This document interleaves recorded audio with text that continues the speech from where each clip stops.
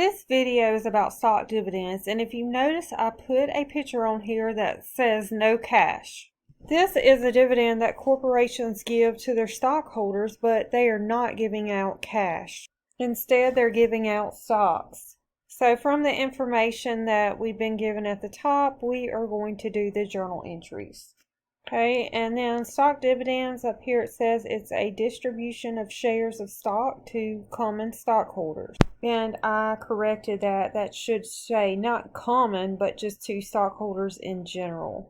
Corporations tend to do this when they want to give a dividend, but they don't necessarily have the extra cash. So instead, they decide to give out shares of their stock. On December 15th, Laura Corp declares a stock dividend of 5%. Now, we talked about this before. Whenever you see a percentage of stock, it has to do with the dividend. In this case, this is going to tell us the 5% how many shares we're going to give away. So let me show you how to determine the number of shares we're going to give away. So it says we declared a stock dividend of 5%. So you're going to take that number and multiply it by the number of shares that we have already issued. Okay, so if you take the 5%, which is 0.05, and times it by the number of shares issued, this will tell you the number of shares that we are going to give away.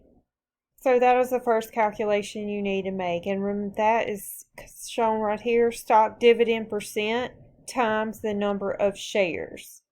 And just make sure that you understand that is the number of shares we're going to give away.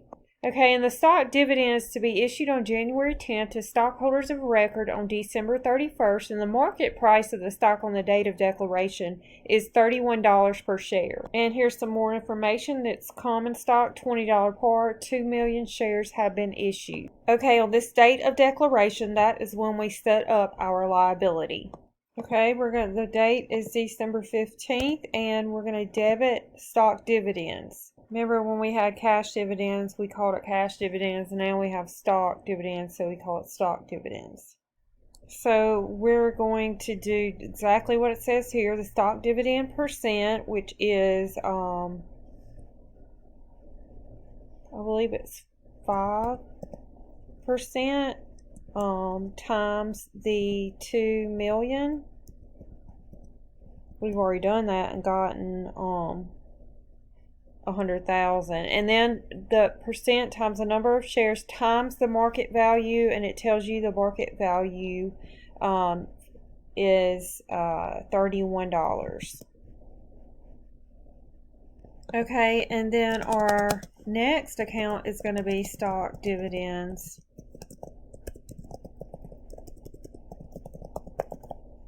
Distributable. I cannot type today. Now, on the date of payment, we're actually going to distribute these.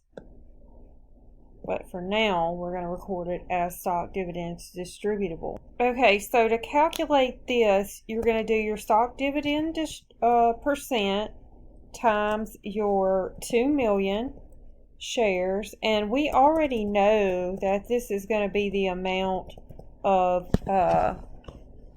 shares we're going to issue, but that's 100,000, so we know that already.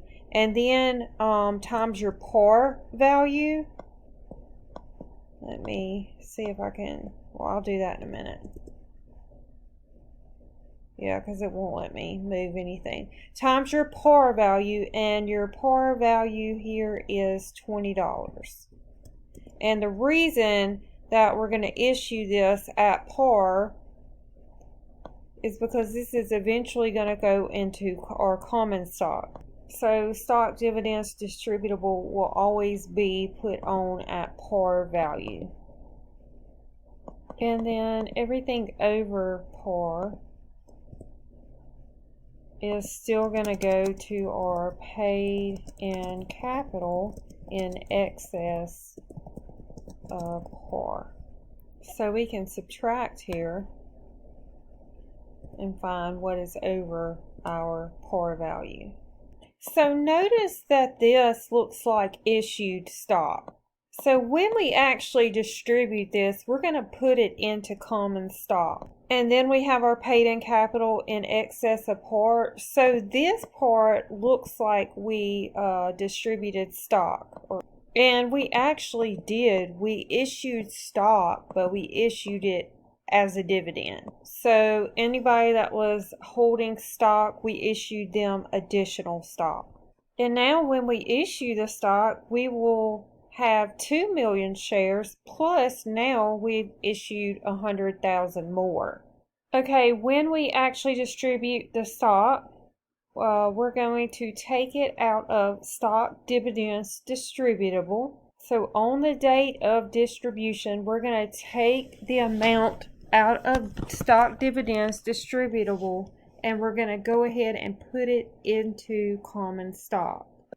Now you can see that why we put the distributable on at par value, because it turns into common stock, and common stock is always recorded at par. So that took care of our stock dividends distributable, and our paid-in capital in excess of par is correct and already there. The only question left is what happens to stock dividends. Well, the same thing that happens to cash dividends happens to stock dividends, and that is it gets closed to retained earnings. So it is closed to retained earnings, and it reduces retained earnings because we have distributed some of our earnings, this time in the form of common stock. So that is how you do a stock dividend. Let me know if you have any questions.